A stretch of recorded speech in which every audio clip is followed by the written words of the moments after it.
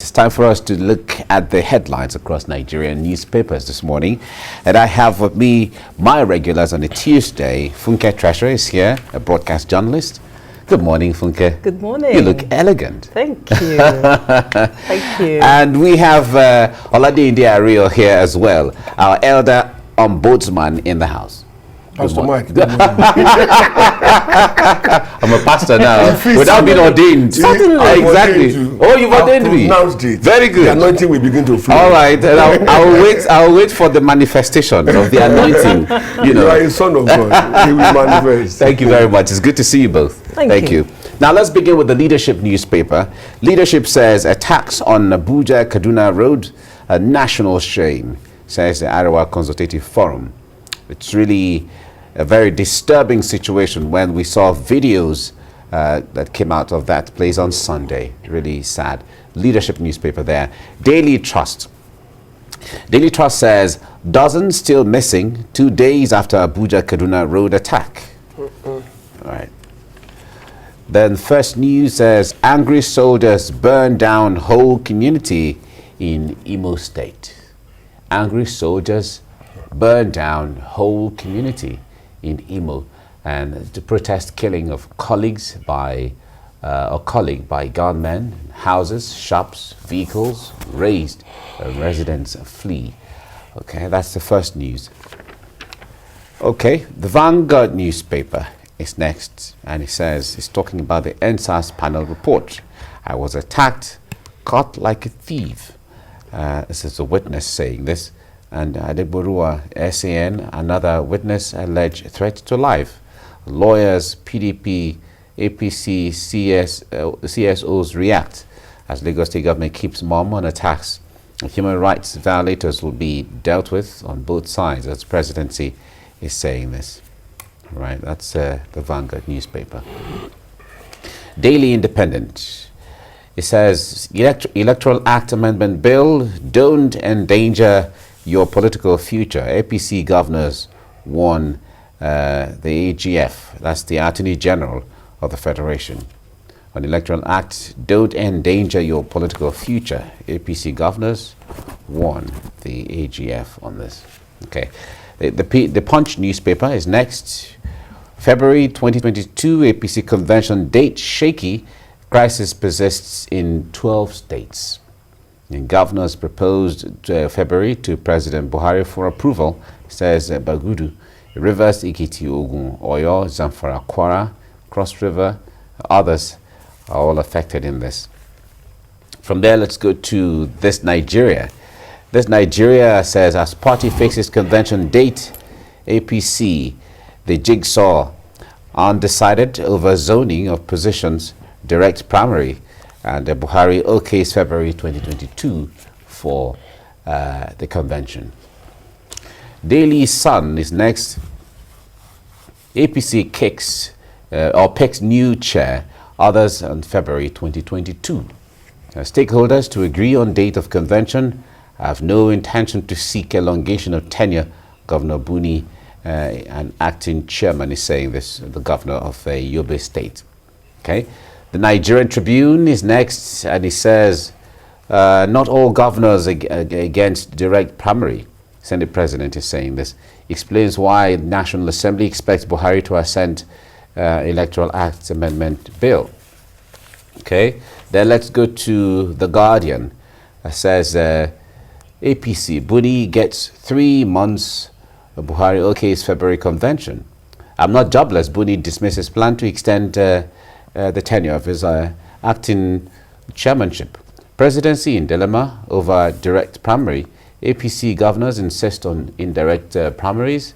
And we have Ball in President's Court, says Lawan, that's the Senate President saying this. Okay. Then from there, let's go to, that's The Guardian. Let's go to the Nation newspaper. Buni is saying, why APC can't hold national convention now? Party to conclude congresses in 4 states, and Buhari governors settle for February. Okay, from there let's go to Blueprint newspaper.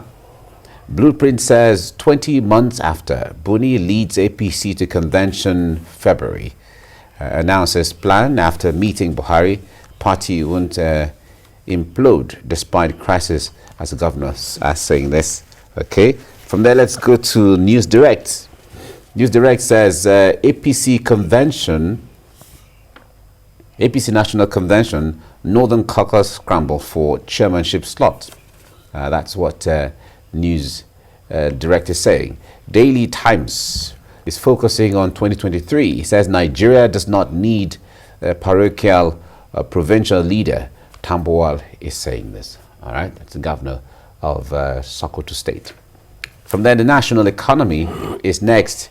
Chronic debtors on CBN's watch list, risk ban from using banks. Okay. All right. Chronic debtors on CBN's watch list, risk ban from using banks. Business Day is the last one now. Geometric $50 million loan lights up Aba in 6 months. Geometric $50 million loan lights up Aba in 6 months. Okay, that's that. Let's go to the story on the story on the Leadership newspaper and First News. Oh no, not the one on the First News. Leadership newspaper and Daily Trust. This focuses on very troubling situation where we saw viral videos coming out from the Abuja-Kaduna highway. This is something that assurances were given in the past regarding security on the Abuja-Kaduna highway. But let me start with you, Oladeinde. What do you make of this insecurity returning to that axis? What do you make of this? When you say returning, did it ever leave? Because it's the same route that we had that they will be positioning military, right? Soldiers, female soldiers, if I can remember, armed, to keep that stretch of road safe and secure. I would have expected that we've been having consistent attacks on that road, and then with the bombing of the railway track that also runs from there to Kaduna. Yeah. The federal government will have done something, more urgent, more pragmatic, and that will be a lot more effective. When I saw the video, it was like a drama, because the man running commentary was so rapid, and suddenly he said they are firing, and there was exchange of gun until they now said the gentleman who was director of protocol, FCT, that was gunned down, and others were taken away in broad daylight, which makes, each time we say these things, some people will say one is anti-government. What will I benefit from being anti-government? But the reality is we are not getting enough cover to move from point A to point B, especially in specific areas now that has become danger zone, if I will call it that. Abuja-Kaduna highway, it didn't start today. It didn't, but if that could happen, then it means the people behind their operations now, they become emboldened, believing that they will have their way. Government will have its say. So beyond the usual threats that, go after them, we'll do this, please, government should do something far more proactive that will stop this from happening, and they won't have a repeat occurrence, this time around. Okay. Now, Funke, the point there is like Oladeinde started. There were times that government had assured that some security agents were stationed at strategic places along that route, and we expect that, or we expected that we won't be hearing this kind of ugly situations anymore. But here we are talking about this again on the Lagos-Abuja highway. I don't know about that assurance. I don't think there was such blessed assurance, as it were, because I remember that the Minister of Information had consistently defended the bandits by his utterances. He would tell us it started in 18 something something. He would tell us, well, they're not terrorists. they're not this, they're not that. So where is the assurance, number one? You see that from the center of the nation, Abuja to Kaduna, Abuja to Lokoja, you cannot, you're daring your life, you're playing kites with your life to think that you commute by car, by road from these places to your destination, such that youth corps members are being told to prepare ahead for kidnappers' ransom as you travel to the places of your primary assignment. Where is the assurance there? When our youths are not even safe, you tell them officially ahead of time. I mean, it's in a printed material. Yeah, in printed material, it's circulated. It was an embarrassing statement that I mean, no one and now, ever have said. recall that there was this Abuja Kaduna also, a train, rail train, or train rail, rail track. Rail track. I can feel you. This country. No, I understand. We understand. We understand. The issues sometimes can be very. You expect, to use your word, you'll expect that there will be proper policing of those rail tracks, since both the elite and the everyday people run to the rail, away from the road. Away from the roads. Away from the road. But when rail tracks are being bombed and nobody till now has been apprehended, arrested for whatever, people then shifted back to the roads, and look at what we've seen over the weekend. There is no assurance anywhere. There is no assurance, and it's sad that this is coming from the center, the FCT, to other places. This is pretty much the same thing, Abuja Lokoja Road. Very bad road, very, very good for this sort of thing to happen. Now let's get to First News. First News says angry soldiers burn down whole community in Imo State. And that is to protest the killing of colleague by gunmen. House, shops, vehicles razed, residents flee from reports that we're getting. All right, this is really troubling, I must say. Oladeinde, I wonder what you make of this. Recall that in the early 2000s, we had a situation where cases like that. Yeah, we had it in Sarukinbiam. And also in Zakibiam, in Benue, where soldiers, invaded the whole community because some of their colleagues were killed. We also had close to a similar situation like that recently in Benue, between Konshisha and Uju local government, where some soldiers were killed and all of that. Now, this balance between, all right, the soldier is attacked and the civilian, and then, they have to come back there to, those who, whether you were innocent or you were not innocent, but you fall victim of whatever, what do you make of this? There will be collateral damages, both in terms of lives and properties.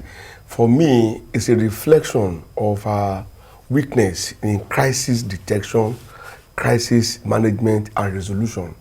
They must have been called in to maintain peace and order. And of course, they should expect a reactive community to receive them. Okay?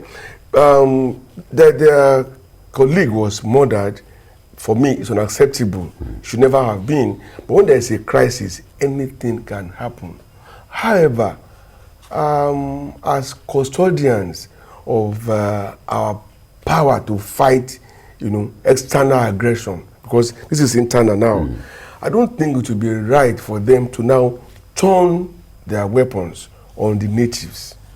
They could have tried to, maybe working with the place and the traditional rulers or whoever, to find out what happened and who were responsible, who of course may now be taken to court or be made to pay for their indiscretion by murdering the soldier man, right? But to now wipe off an entire community, it makes us look primitive before the whole world. Okay, we've had it before, as you said, in Zakibiam, we had it in Ludi, and the last one that you mentioned too. It mustn't be a recurring decimal. And I would think that it's high time our soldiers are exposed to training in relationship with the civilians. It cannot continue. The civilians they are not armed. Maybe some of them had some, what I would actually call simple attack things, right? But then they cannot stand toe to toe with the military, and for me, it's a dot, in their dress. Well, on the other hand, the point there is the fear of attacking a soldier is the beginning of wisdom. We all know some that. people would say. Now, if this report is anything to go by, the way it is put here, also drawing from our experience in Odi and Zakibiam, what do you make of this, Funke, when you saw this? I think of the women, I think of the children who've been displaced, some who've been killed. I think of the elderly, the businesses that have been ruined. I think of the elderly. I think of the chaos and the unease in that Imo community. And I recall that once I'd done an advocacy regarding the use of the military in for the internal affairs of the country. They're not supposed to be within the country fighting.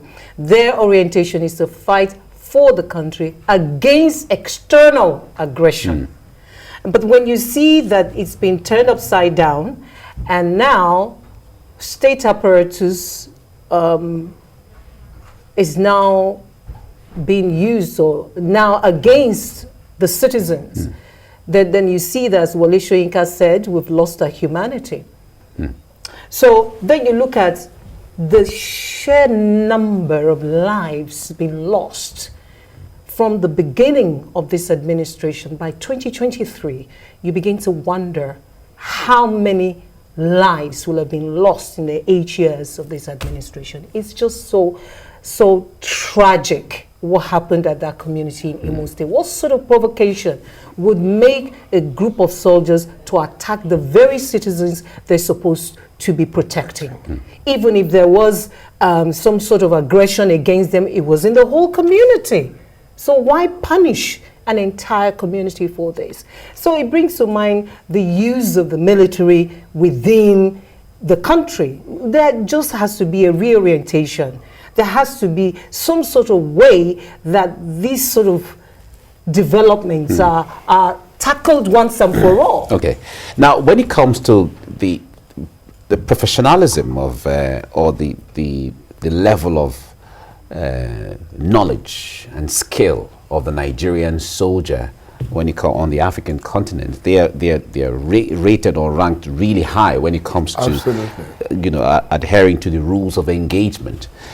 Do you think that they need special training in the area of military civilian engagement when it comes to the issues like this? Yeah, it's important because perhaps because they've been serially engaged on so many fronts simultaneously. It's not impossible that they've not had exposure to training and retraining, including relationship with civilians or what they should do when they're in that environment. But notwithstanding, they are human beings like us. They also have relations like us. Therefore, that empathy should always be there anytime they're having contact with us. But unfortunately, even on the streets and on usual places, you still see that superiority mentality being exhibited by our men, even Boy Scouts. Man of war, women that are in uniform, they have that air around them. For me, it's a carryover from the evil days of military rule that put our democracy in jeopardy. The only way, as far as I'm concerned, is to still call on our people, NOA. Okay. Your friends. Your people, yes. Your people and your with friends. The military. Okay. Whereby there can be fresh orientation and understanding. Okay. So in engaging with civilians, there will be a lot more milder. Okay. Yeah. I think the society is militarized. It's not just a carryover. JB, they were in Anambra for election now. Yeah, I think it's not just a carryover, but a bad orientation of a political class and political elite. They're the ones creating all kinds of uniformed agencies here and there for discipline, for traffic management, for this and that, they all wear uniform. So it seems that there is this culture of using uniformed men to bring sanity and order, you know, into the people. So it's not just the military, even we civilians. Am I a civilian? Yeah, we civilians. I don't told you now that even Boy Scouts. But that is what he's saying. That the point there is because the knowledge, So the knowledge of the fact that It's you fear culture. and have this reverence for uniformed people ahead. It creates that already made feeling of okay, fine. Send in the military, everybody will obey. They will get into buses and not pay, and they say they are staff of which. Do that still happen? Okay, the point I'm making really is, okay, so we had this military era where everything was militarized, the way the king, the way the lord of the manor. Yes. But since we returned to democracy, there's why still that wasn't carryover. there a shift in thinking from uniformed, using uniformed people? You're smiling. You have just agreed with Oladeinde that we still have that carryover. We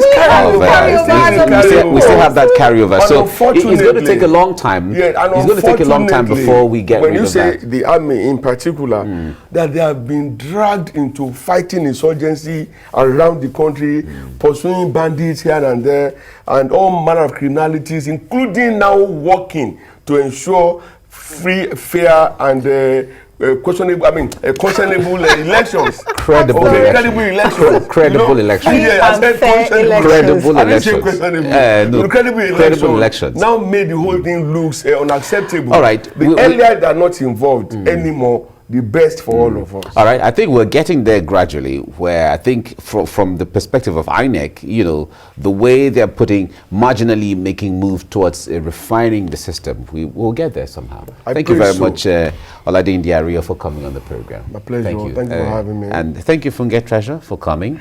Thank you. Thank you. I hope you're not still wondering whether you're a civilian.